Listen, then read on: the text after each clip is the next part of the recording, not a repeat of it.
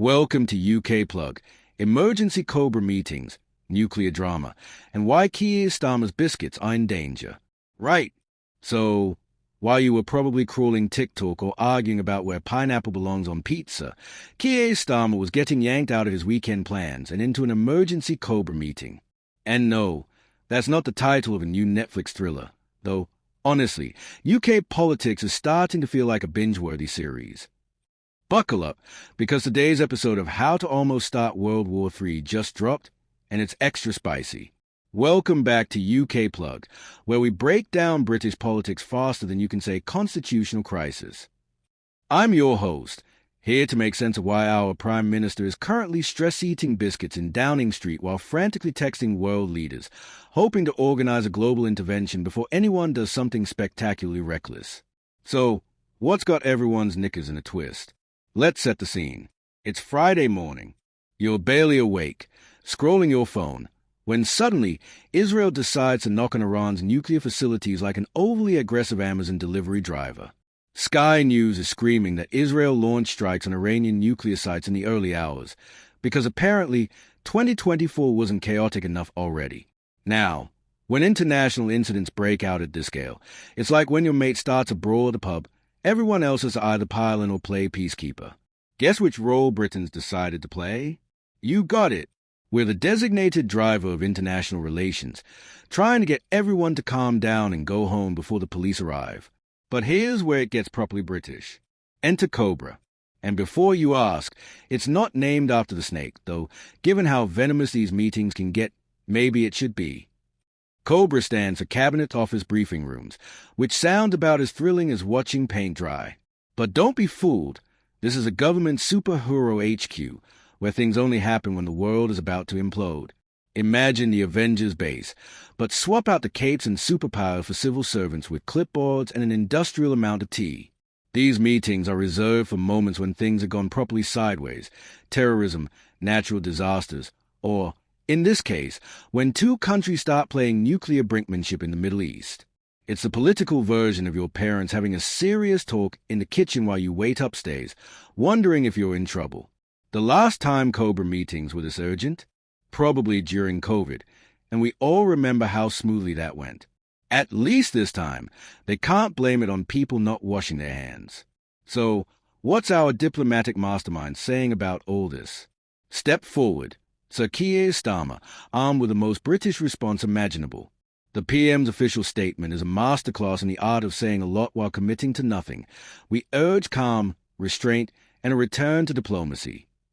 In other words, he's telling two angry toddlers to use their words, even though both are clearly juggling chainsaws. He's also announced that the government is engaging partners to de-escalate, which sounds impressive until you realize it probably means sending strongly worded WhatsApp messages to other world leaders, begging them to have a word with their mates. And let's not forget David Lammy, who's jumped onto X, I'm still calling it Twitter, sorry, Elon, to warn about serious threats to peace and stability. It's like watching your head teacher trying to break up a playground fight, except the playground is the Middle East and the kids have actual missiles. But here's the million-pound question. What does this actually mean for Britain? And more importantly, for you, dear reader, let's be honest. These days, Britain's role in global crises is a bit like being the sensible friend who holds everyone's keys at the end of the night. We're not starting fights, but we are getting the 3 a.m. phone calls asking us to come pick everyone up. The reality is, when tensions rise in the Middle East, it affects everything from fuel prices to global supply chains. Remember when the Suez Canal got blocked by that massive ship? Military conflicts have a similar effect, except instead of viral memes about stuck boats, we get actual economic consequences. For Starmer, this is a baptism by fire for his international credentials. He's only been PM since July, and now he's dealing with potential nuclear escalation like he's playing chess while everyone else is playing checkers, with dynamite. The cynic in me wonders, is this just another case of Britain trying to punch above its diplomatic weight? Like when you volunteer to mediate your friend's argument even though you can barely keep your own life together. But here's where it matters. What happens next could shape the global economy, energy prices, and, yes, your morning commute. Nobody knows how this Middle East situation will play out. Not Starmer, Not the experts, and certainly not the inevitable comment section warriors who claim they saw it coming all along. What we do know is that Britain's response will probably involve gallons of tea, endless diplomatic doublespeak, and strongly worded statements that sound impressive but carry about as much weight as a chocolate teapot. But here's the thing, this isn't just political theatre. These decisions affect real people, real economies, and real lives. So, while it's tempting to laugh at the absurdity of international politics, pay attention to what happens beyond the press releases and photo ops.